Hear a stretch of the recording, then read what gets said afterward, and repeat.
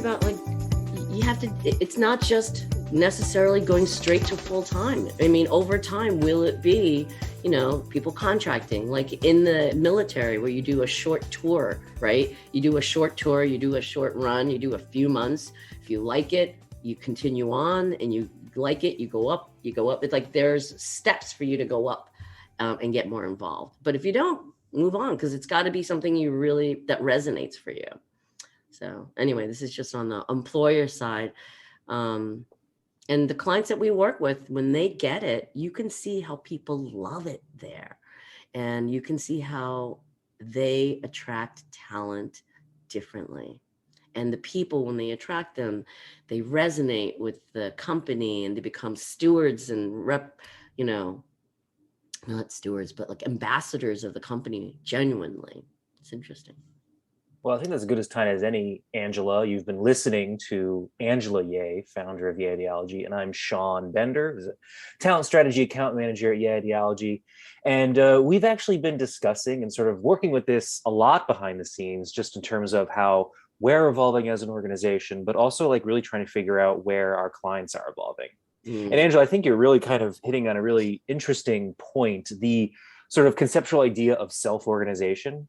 Like there's a lot of companies that don't necessarily like even I would say yours, other small companies, like when they start out, there's not necessarily, like you were describing, this perfect pyramid, but rather over time it organically forms into something, and then eventually gets to a certain size where you have to codify that, build that out in certain ways. And not everybody fills that in right away, and I think that's where we see talent gaps. I don't know. What are your thoughts on that? Well, and let me just quickly go back to, you had said small companies. This is in huge corporations, all size companies, any kind of business, because in the end, humans are the talent, employees. That's the human infrastructure of business, right? And there's so much data out there how if you don't find the right people suited for the role, they're not going to bring their best results, even if they're the most talented people, but it's not, congruent with them and what they bring to the table and what the company needs. So this isn't just startup. This isn't just design. But I would say that in design, I think this community of design, strategy, innovation, I know that our clients that we speak to, they can articulate this. They can notice when there's less congruency. And we're not just talking about one employer to one employee. This is an employer and the teams of all the different people, right? This org chart, this is, there's a lot that employers have to, when you think about it, because we were just first talking about this one-to-one, as in an organization, an employer, and a hiring manager to one person coming into this big org. But if you think about it from an employer standpoint, there's a lot of different people to think about, depending on how big your team is, right? But also from the talent side, what we've actually taught, let me just say that what we've realized when we work with design professionals, for them to realize, how do I serve my client and my employer even better? And it's a realization of that this is a duality concept, I think. It's the closest word that I have it to at the moment, in the sense that it's understanding what I need as an individual, if I were an employee, to understand what my client, the organization, or the company that I join, what they need. So it's me, it's kind of self and external, self and others. And there's so many ways that this duality comes into place now. If we're not seeing it in community and vaccine and COVID, self health and others health, right? This is not just protecting me, but protecting others. So, I mean, there's so many ways that this politics, community, health of each individual, but yet what is the health of the community? And as a community, can't solve everything for everyone, but there's this interesting balance that as an individual, we need to be aware of, and as a leader of an organization, whether I run a town, whether I run a company, whether I run, a charity, you have to think about that duality.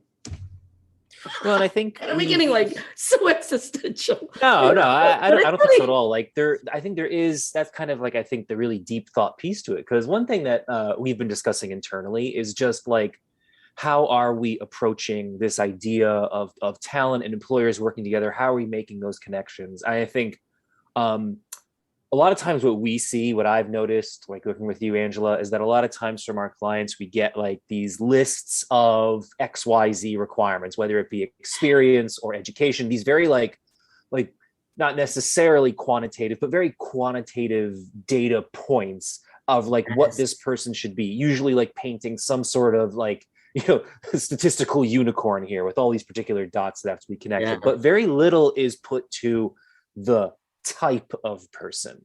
You know, that those bits describe a individual, but when we Mhm. think about that person that needs to slot in there, we're kind of getting back to that point you said of like, even the most talented person won't necessarily thrive if they can't connect with the group overall. And so I Yes. think that's an important piece that we are trying to spearhead as a group, as a talent searching agency, as we're trying Mhm. to fit people into these teams. And so I'd like to hear your feeling on that piece of how we look at a person holistically and sort of help to work that into our conversations with our clients. Mhm. Look, I think it has to be said that, and I love the clients that come to us for this because they know this is our jam. This is how we see this. It's first, um, the best analogies sometimes. I still go back to dating, right? That's the simplest one to one entity to one, which is an easier correlation to make that comparison. When someone says, "Oh, find me the person of my dream, my soulmate," and you go online and you look for people, or you go out there and you find people. If you don't have that self reflection of yourself and who you are and where you are in your life and what will off balance you, well, and it's not the most successful person or the smartest person or the nicest person or the prettiest person. There's a lot of nuance to this. Um, and you got to know yourself to know what that other person would be. So let me spin this now to employers. When companies come to us, actually, it's interesting because we've had so many conversations in all our years being in the design industry. And it's so, just our space. We've heard a lot of employers that can't sometimes take them up to 2 years to write a job description of what it is they need because there's no structure out there that really allows people to analyze. If I need a design director, what kind of design director is that? And it's not just the keywords. Having been in this industry, have you been in the medical space? Have you worked on this kind of project? Have you built this skill? It's not just user experience or design management. It's a whole nother layer beyond that. I think that for us, we have to look at first an employer and to say that department, what is missing what's missing in that role. There's a lot of that work that we do, right? Where we're listening to employers to hear the different hiring managers or stakeholders, whether it's in the main hiring manager, the VP, the head of engineering, the head of marketing, or the design team sometimes, or even an HR obviously has a completely different perspective of that gap, right? So we're getting that perspective. You think about that human pyramid, let's say the hiring managers at top, but there are others that if there's a unusual puzzle piece and this gap is not a perfect circle, you don't even know the form of this piece yet, this gap, right? So to understand the gap first, right? We're talking about, and then to and the clients that we work with, sometimes they don't necessarily, having not gone through this perspective of how to see this gap, may not have the language yet or the clarity yet of what it is that they need, right? So as we get to work with them, there's the initial assessment, just like design is iterative. As we work with someone and as we start to show them what does exist out there, because a lot of times employers, hiring managers don't even know because they're walking their path. They only know their path. Maybe in the company that they're working in, they only know that org system or that type of need, maybe even in their own history as a VP or chief innovation officer, they only know where they've been. But we've seen so many different scenarios. We've seen design leaders in different places. So, or I'm just talking about that one particular type of opportunity we're working on. So it could be junior, it could be senior, it could be, and we're going to talk about human factors today. I do think though you bring up an interesting point, Angela, and you're kind of getting around it. And I just want to jump on that because Yeah. one of the hardest things that I've seen, even when we're working with a lot of different clients and stuff like that, even to an extent, certain candidates, it's that idea, mostly from our client side, the employer side, of understanding how to see and evaluate potential. And I think that's like the hardest thing. Like we were mentioning before, there's usually like this laundry list of things that they want to have, and that doesn't necessarily equal somebody being able to live into that role, to go into that role. I think one thing that you really liked illustrating it, and we were talking one time, a friend of mine, if he's listening, hi, Joe. He shared a really interesting anecdote to me. He used like a baseball metaphor, and he's like, okay, if we're looking at like they want to bring a new player in, right? And there's one player, they have equally great performance, but one's been doing it for years, has a lot of successful championships or World Series under the belt. I'm sorry, I'm not very good at baseball lingo, but they've done it all for years. The other one, just as good, can run as fast, can throw as fast, but really new in their career, not sure what they're doing. Who would you bring onto your team? And I fell for this too. I was like, oh, well, we're going to hire the champion. And he's like, huh? You're going to want to go with the greener player. Why? Because that champion has reached their apex. They've already won everything. For them, they're just going through the motions. They're going to do well. They're going to do great for your team probably. But for them, this is just the next step in their career. Whereas that newer player, that hungry player is looking to achieve, is looking to get their wins, is looking to do what is necessary to kind of get into that and discover what their path is. And I think for employers, we miss that sometimes. Yeah. Well, okay. So there's different ways to see that. I absolutely agree with when you meet someone that they're at their apex, kind of like that's their status quo. It's like they've reached, I've heard this term, there's an HR term about hitting your max capacity of some sense, right? Of growth. I'm going to come back to that though, because I think there's I'm going to discount that concept right away too, right? Because, well, let me just say that this is what we do when we work with someone who's at their apex. It's harder to, when you've got so many abilities, to understand how to piece apart what that next step is and push yourself through that. And this is a lot of the work that we do. I love this work, right? But to your point, yes, if you're meeting someone young and they're already exhibiting that ability, God knows what else they're going to be capable of if you bring them in and groom them to what your org, your team needs, right? Now, from an employer standpoint, I think a different analogy to look at would be a sports that requires team collaboration on a much more intense level, whether it's basketball, soccer, football. Football, you've got very designated roles. So does soccer too. It's like, right. And but I think they slide in and out when they go on the offense and defense, right? So there's a little bit of that. That's the best part about rules is breaking them, right? Yes, actually. And how people break them, right? So that they can stretch and bend beyond their range. So you're right. Let me go to basically, yes, employers to understand what's right for them. The best type of archetype of talent, let's say for a particular role, it's deciphering what that those general top 3, 5 archetypes, right? Narrowing it down, meeting the individual, having that discussion with talent to say, how do I see future pace and see that individual in my company and how they might grow our department. But you're right, to the other point of talent, a lot of times it's hard for employers to see talent. I mean, let's just talk about design is so multifaceted, right? It's so multifaceted, it's so complex today. It's hard enough for non-designers to try to qualify what design is. To look at something well designed is one thing, but then to understand the process behind it that made it, to say, okay, we need this process, we need research, we need strategy, we need ideation, we need product development, we need production. So you could say those categories, or we need management. It's like how high.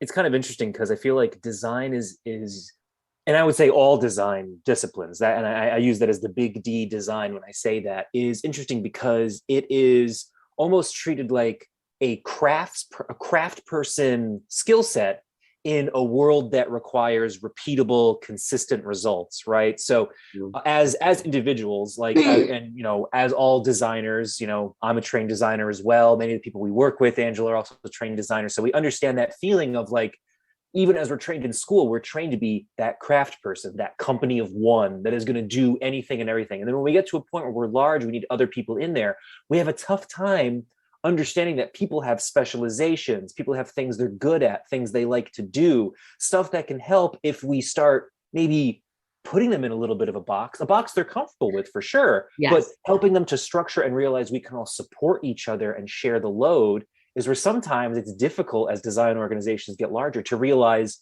what that's going to look like and how to trust that people can do those things. You're sliding to a different topic about specialization as well. Sorry. Okay, well, 2 points, right? Designers as craft. Yes, designers as aesthetic, beauty, grace, and aesthetic sensibility.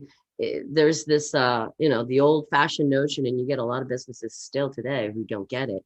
It's like, oh, well, let me come up with the technology and the science and the hardware, slap on the shape later, right? Yeah. I mean, that is the archaic, older, traditional, conventional way of looking and realizing design. But today, designers, think of all the multifaceted abilities you have to have: aesthetic sensibility, technical know-how, the business of manufacturing, right? Is it P&L? Is it manufacturing cost, sourcing, right?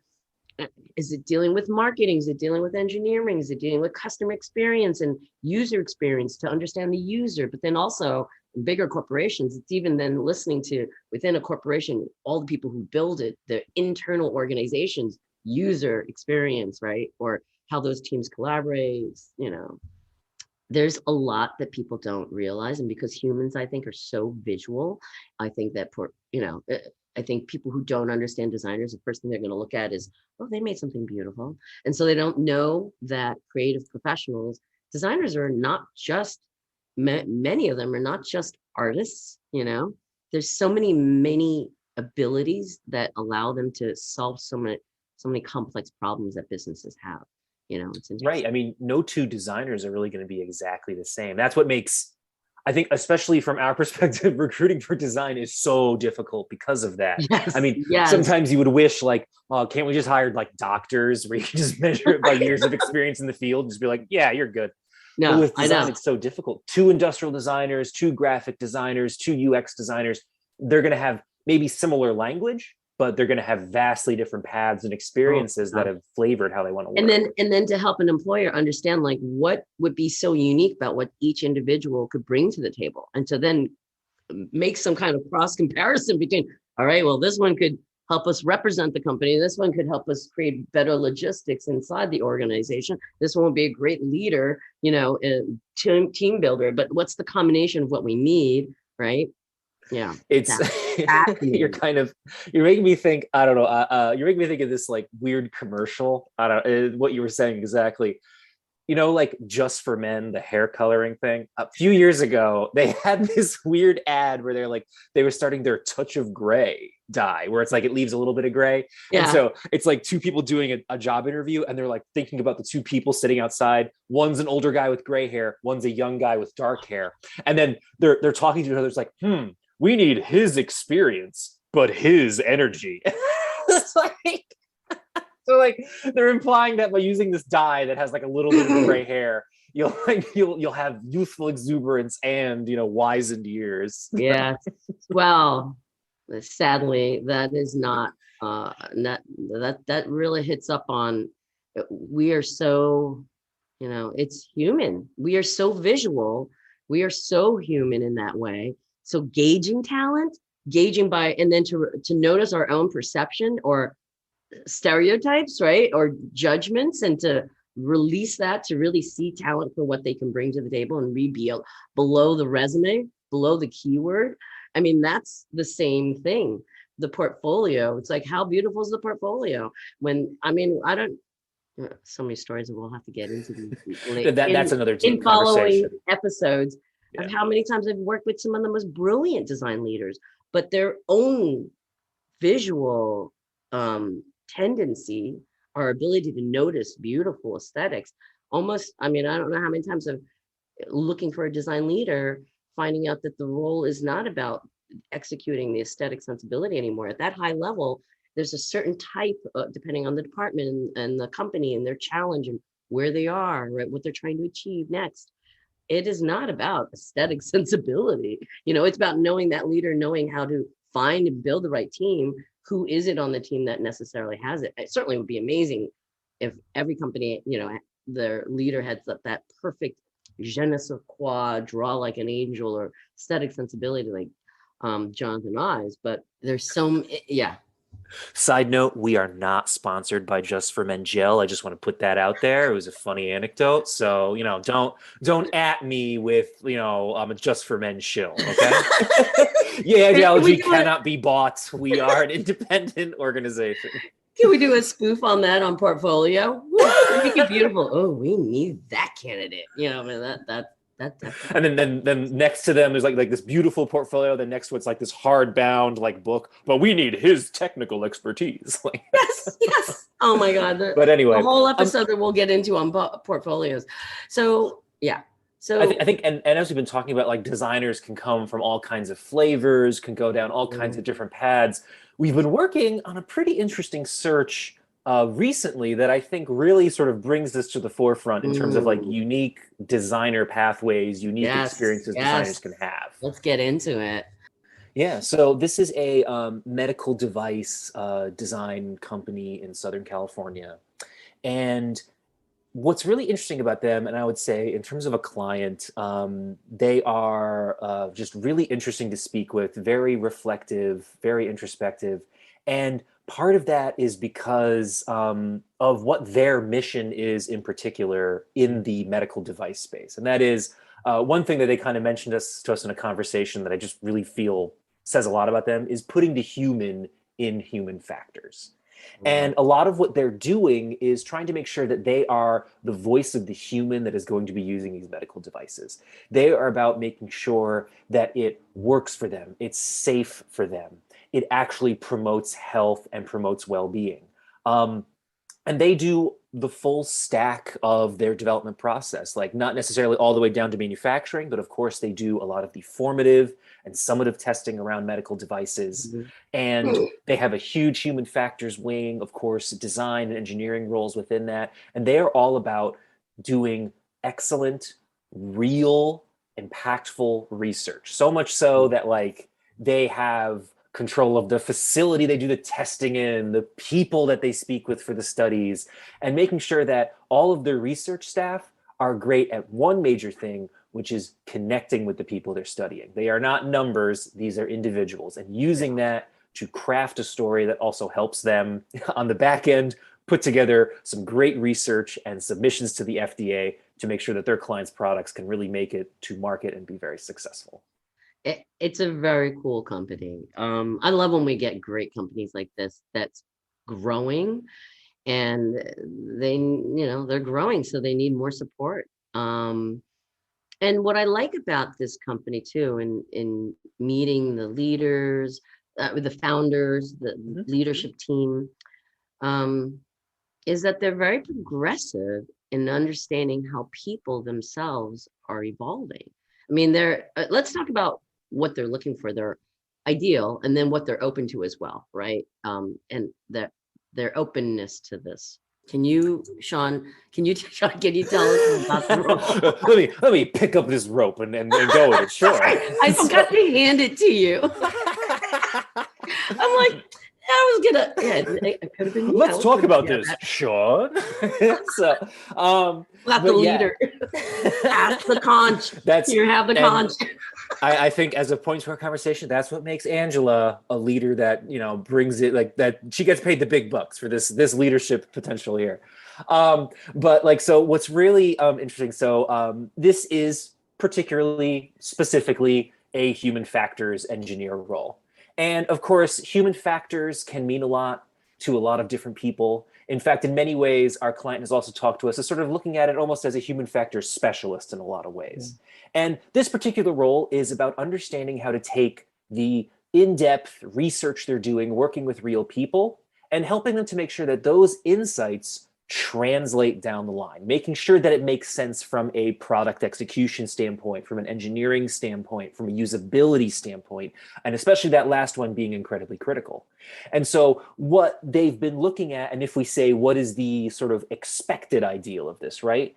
Human factors is, of course, a very rich field with lots of professional organizations, lots of professionals out there. And of course, by that reasoning, also has majors and schools dedicated to the education of great human factors professionals. So yes, especially when this client came to us at first, they're like, okay, got to be from X, Y, or Z program. If not, background in cognitive science or psychology, like very much in that research mode. Maybe definitely had a little bit of product development experience, so they would have had their hands on some things, maybe biomed engineering. Like they were definitely looking at it in that sort of narrow scope space of what it's going to be to have a quote unquote perfectly successful human factors engineer. Right. And through our discussions with us, and I think especially with us bringing in a lot of experience of the wide spectrum of design professionals, Angela, of course, bringing this up of first and foremost, is that there are a lot of industrial designers out there who have this incredible deep sense of rigor. I mean, of course, all designers, and I would say like the vast majority of designers are very passionate about being that voice of the consumer, right? And this is that human piece of human factors. We are all about curating experience. No matter what kind of designer you are, we're about curating experience to achieve a positive effect, hopefully. And yes, in different ways. I want to hedge it there, but of course, I feel all designers want to make the world a better place, Yes. right? I don't want to exclude those who don't. But to joking aside, the idea here is that there are designers who, through excellent experiences, through their own personal work, either through school or any sort of certification program, find themselves pushing more towards actually moving into more human factors related work. Go ahead, Angela. Well, and exactly to what you said, okay, first of all, let's now speak about the community and the industry and the community of designers. A lot of industrial designers get into executing human factors work throughout their career. In fact, there's some, and so this is not for every industrial designer, but those industrial designers that have moved into doing more human factors work, ergonomic research work, not just looking at the form and how does something feel, but really getting into the data and the research of it. There are designers in the different careers, the jobs that they've worked in, the companies that they've worked for, that have that rigor where they've slid into doing this work. And so what I'm saying, what we're noticing here and what this podcast is about today is for so many designers those that get into this kind of work to start to realize, there is a path into human factors that some industrials, not everyone, some industrial designers are probably already doing this work and loving this work. And so this is for any industrial designers that love this kind of work. So Sean and I are going to talk about let's start to piece apart what kinds of industrial designers are moving to this space, but then what kinds are not. There's a migration here and a pivoting that's happening that I think there's certain designers that are naturally migrating into this space, but may not have that self-realization that they're doing that work, because as an industrial designer, we can do so many different things. And sometimes employers and companies don't necessarily tell you that, yes, you're doing human factors work.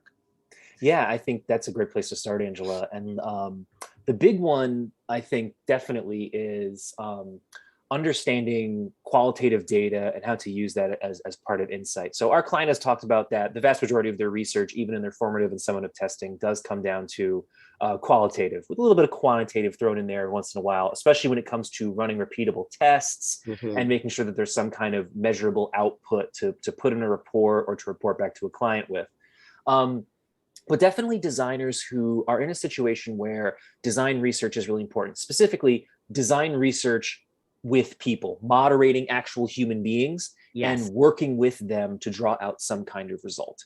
A lot of that comes down to, some designers fall into it because they're great conversationalists. They're really interested in learning about people. These are the kinds of people who are going to move down this path. And these are the kind of people who would be successful, maybe pursuing a little bit of this path. It's also going to be designers, like maybe you haven't necessarily done it in the medical context, but understanding how the research you've done, maybe for the consumer products you've worked with, or maybe for, the industrial products you work with, has a lot of translatable skill when it gets into medical. Because, Angela, from our understanding of the field, one of the big distinctions in medical that is seen in a few other industries, but medical sort of stands out on its own a little bit in the sense of being a highly regulated space. To get certain devices through to market, it has to pass FDA muster. And so, yes, if you're an industrial designer who works in the medical space, chances are, if you've worked closely with the human factors staff, you're aware of the risk analysis, you're aware of all the other analyses that go into submitting these products to the FDA. And so that is going to be something where if you've had a lot of exposure, if you've worked with it a lot, and you do a lot of research, you're going to have a lot of those first few skills that really allow you to succeed in the human factors role. But let's say, Angela, let's go into a hypothetical here. Well, go ahead. I was say what you're going to say, and then I just want to go back to that. I'll dive into a hypothetical slightly here because I think it also bears saying is that there are also other industries that have a lot of red tape, regulation to move through that also allow someone in that design space maybe have that exposure. One thing that we found, a lot of people, for instance, if you've worked in the aerospace industry, there's also a lot of regulation that goes into aerospace products, which is going to be not exactly the same, but similar to what you're going to experience in medical. Also, if you've done anything that requires a lot of regulatory oversight, like even in certain cases, working with food stuff, if you've dealt with having to submit things that might touch somebody's body or be in contact with somebody's body. Kind of tools or hand ergonomics, where there's a lot of just subtle nuances of, right. Even to an extent, it's somewhat tangential to medical, but also working on surgical products, which can be a whole other beast in its own right, requires a lot of understanding on how people work and testing. So, but even still, I think we can also jump a little bit of a circle outward. Let's say you're a little bit farther back in your career. Maybe you are in a company or in a firm that is heavily driven by engineering rigor. That's a great place to start as well. Because you're going to be learning, how do we test to know if something is strong enough? How do we understand if it can make this number of repetitions? Do we know that this angular speed is going to damage this product? Those are important things. Those are important questions. And then what you learn from a lot of, as a designer, perhaps, the scientific, the engineering staff, and working with them, you're gaining that knowledge of understanding what to look for, what to understand.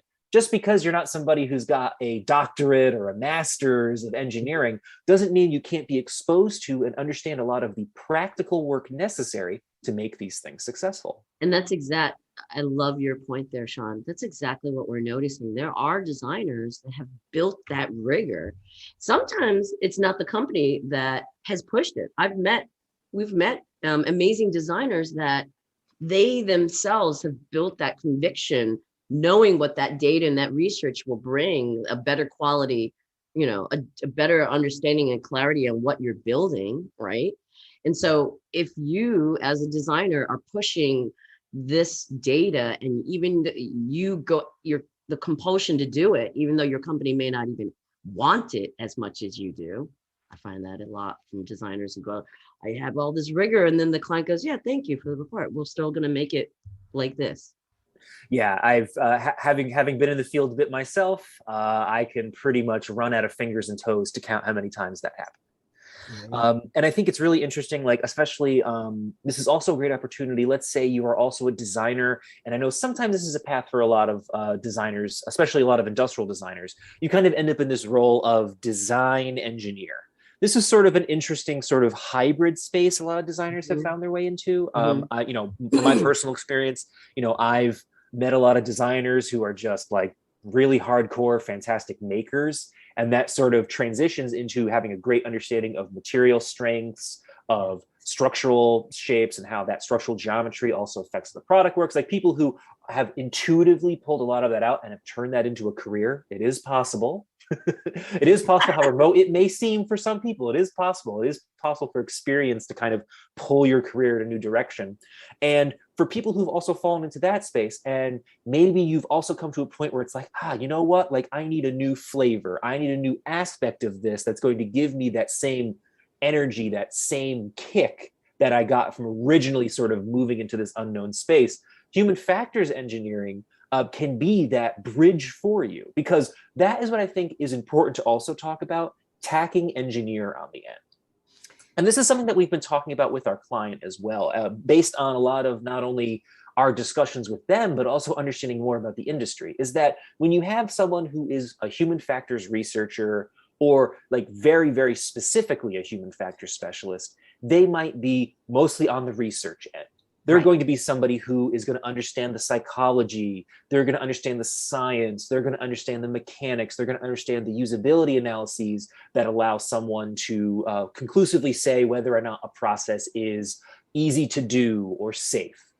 But when you tack engineer on the end, it's somewhat of an archaic sort of tack on to the end, just based on where a lot of this scientific work comes from, because they're saying like, oh, okay, who are these scientists that do things? Well, those are engineers. All right, put engineer on the end of that, and we'll call it a day. Like that's basically like what an engineer is a scientist who has to like make a thing, and that's what has led to this growth here. And so understanding what that means when they're tacking on engineers. So if anybody out there, not only for this role we're working on, but if you see one out there, you see human factors engineer, what they're implying is that this is somebody who's going to understand research, maybe Mhm. understand a lot of the focus that the research takes, but then how do we filter that research down into something that somebody can execute, right? How do we turn this particular insight of, the thumb doesn't have enough range on this joystick, how do we turn that into something actionable that we can actually prototype, execute, and test once more? Or what if it's, on this screen, people can't see the buy now button, or they can't see the sign up button because they're looking for something red, but we've made it purple. It could be something as strange as that. Yeah. Those insights, how can we turn that into a prototype web page or web app that is going to allow the users to use it more effectively? And that is where the engineer comes into play. And I think, as we've been talking, there's a lot of spaces where engineering and design, and not just like industrial design to mechanical engineering, but also software engineering. In rarer cases, there are other specific engineerings that kind of cross over, but those two in particular, there's a lot of crossover where a lot of the skills end up paralleling so much that a designer who's had a lot of training in that space can be very successful in the process. There's different ways to frame this type of role, right? Yes. If someone were in the and this is what we're talking about today. If you are an industrial, if someone out there is a industrial designer, if you've built that rigor and for some industrial designers, they don't even have that term in their own history. The companies don't call them that, but they have a design engineer bent combination to their ability, right? Being able to see that side of it, moving it through to execution. Absolutely. And to your point, like in this space, it's fascinating because in this kind of work, could it be an ergonomic issue? Could it be a cognitive perception issue from a customer or their end customer, right? Could it be, there's so much to it, right? A perception of aesthetic, even, that comes into play, but that not in this space right now. It's more ergonomic and cognitive and behavioral, right? But yeah, I mean, I think so also, if someone has been moving into this space, if you have found that you love this rigor, then human factors is another direction that designers can take. And I And think there's a huge piece here, Angela, as well. Something that I think human factors traditionally is more in the science space. It's in the psychology, the engineering, Mhm. cognitive science, even in some cases, neuroscientific realms. A lot of these people you're going to see in the space are PhDs in one very impressive science or another. But for designers moving into that space, and what has been evolving more recently, especially with the advent of more software pulling into the human factors space, there's a huge advantage that a lot of designers have, and it comes from the great, hands-on skills that a lot of designers have. A lot of human factors roles you'll see, oh, we need somebody who can storyboard, somebody who can sketch, somebody who can understand how to quickly visualize something so we can understand if it works or not. And guess what? Like, designers have that in spades. Yeah, A lot, especially if you look through portfolios of people who are in the sort of human factors tangential space, you can see where they're, sketching human anatomy and how it's going to interface with their product, showing clients, showing their coworkers, like, this is what it's going to mean, or this is what it could look like, or this is what those visualization skills are so valuable, especially for a scientist whose most advanced program might be like Minitab or MATLAB. Like they're kind of working with those tools, yeah, and they're not comfortable like putting together a storyboard that shows the sequence of use. Whereas designers who are open to it, they can just sort of slap that together, and they have added so much to that process. They've helped it be so much richer because of those unique skills that come into the process. And more human factors jobs are not only asking for those skills, human factors schools are reacting to those needs and kind of pulling more of that, especially schools that have like art departments as part of their yeah. campus. They're pulling more of those art skills in. So as designers, if you are also pulling into that as well, and you come with those skills, or you come with the capacity to really do those things, certainly consider how those are value added skills. So who cares if you're not a doctor of neuroscience? You're somebody Right. who knows how to visualize and bring an idea to life. And for a lot of companies, that is such a valuable skill. And I've worked with people with PhDs, and sometimes they're like, wow, like you brought that to light so quickly. How the heck did you do that? Like, it's interesting how Right, sometimes it's right. such a foreign skill that adds so much to the process. So this is not in the end designing necessarily, well, so much of this work is those initial stages of designing, right? Narrowing down what is and what isn't about what the client needs to make and what the consumer, the end user, responds to best or not, right? And I think one thing that the client has shared, that like as they're exploring different talent, if they had kind of said to us, if somebody's really showing this aptitude where they're like excellent at making these transitions that move right into design, like if that means they're going to tick up the design meter a little bit on how much you're going to collaborate with the design team, that's going to happen. Yeah. And that's what's great about this particular client, because they are not only open, like you said, Angelo, to exploring different backgrounds of talent, different ways talent has come to them, but they're also flexible in terms of what this role is going to mean for somebody. Because there's a lot of insight transition that's going to occur, they understand, like, hey, maybe they want to focus more on the research, and that's what they're going to do, and they're going to help frame those insights so people can pick up and run with them. But maybe they're also a person who also wants to help in that transition to the design and engineering teams and really kind of embed with them to make sure the insight is seen all the way to the end. Like, because they're sort of a small to mid-sized company as they stand, they have that flexibility and appreciate that flexibility in their talent, because they understand that it helps them perform better if they can respect the individual who's coming to them. And that is something that I think is incredibly valuable to see an employer, somebody who they're not just going to, when you sign the offer letter, that job description isn't a contract that says you're locked into this rail forever. Right. They want to see that you're passionate, and they want to let your passion help execute your work more effectively. They're in growth mode. So as this company grows, there will be more areas and gaps that will need to be filled so someone can really evolve here. And this kind of employer, the leadership team is just, I love when you meet a company where the leadership team understands that talent evolves, that someone, when they come to that company at that moment, they're not just who they are at that moment, but they're a year or two, 5 years down the line, what will they evolve into? And to be able to say, while we grow and evolve, and while you're growing and evolving, where are the spaces for you to, find opportunity here as you shift in your, evolution of what you're thriving, working on, right?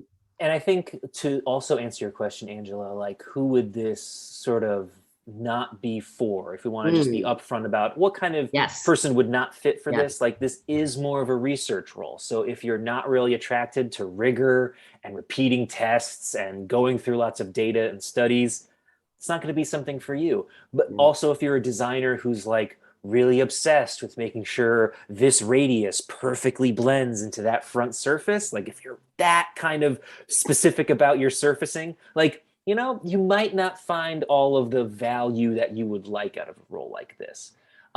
Definitely, you're going to want to be somebody who loves research, who loves rigor, and most importantly, like loves understanding and helping people. And I think that's really the big takeaway from this. If that's a passion of yours, human factors and kind of the opportunities in that space can be something that will be very, very fruitful for you. Not to mention, just a side about pivoting into that space for anyone who is an industrial designer or design engineer. If you're on that track and you love rigor more than your company does, more than your team does, but more than the company requires it, human factors, by the way, is a great track. Financial compensations are very interesting and higher in some respects. If that's your space, people can earn a lot more money there too, once they know that that's their jam. There's so much about this. What we're looking at here for this client, and what I love about this opportunity that we get, that's why we're spending time to talk about this, is a company that sees raw talent in that sense. To Sean's analogy earlier, while you're not necessarily the young baseball player rookie, but are you moving into the space, but you haven't claimed this title of human factors yet? And they're open to looking at people who may not have put that title on themselves yet, but maybe they are, you call yourself an industrial designer, but you've already built that expertise through hands-on experience. If anyone is interested in this and wanting to know if this pivot might be, if they're to talk to us and find out, maybe you've already done it. Maybe you've already been doing this work, but you just didn't have that title. We would love to talk to you and see if this is something that you might want to migrate into. Just, also, we do have the link to the job description down below. So if you, it's so funny when you do these things, take a look at the link down below to see if this is something that you're interested in. Okay. Angela, thank you for pointing down on an audio medium. That'll really make sure everybody finds it. So, and for the listener at home, she's now pointing everywhere. So, she's confusing the listener. So that's not good. But right. It is good for you to check out the links below. And we would love that we're taking from YouTube or video to audio. I had to keep remembering that. But always check out the links below, and you can find more information, including the job description and links to apply. We'd love to have a conversation with you. And even if this isn't the journey that you're going on, we'd still love to talk and learn about people. We're always interested in meeting people, learning where their journeys are and what they're looking for, because, we hope we can help out everybody we can. Thanks, Sean, for having this discussion with me today, and hope you guys enjoyed this discussion about this kind of pivot and all that, and how employers, are good companies, great companies, when they see talent in their evolution. What a great environment that can be for anyone, to work in. All right. Hope you guys have a great day. We'll speak to you guys later. Bye, Sean. Bye-bye.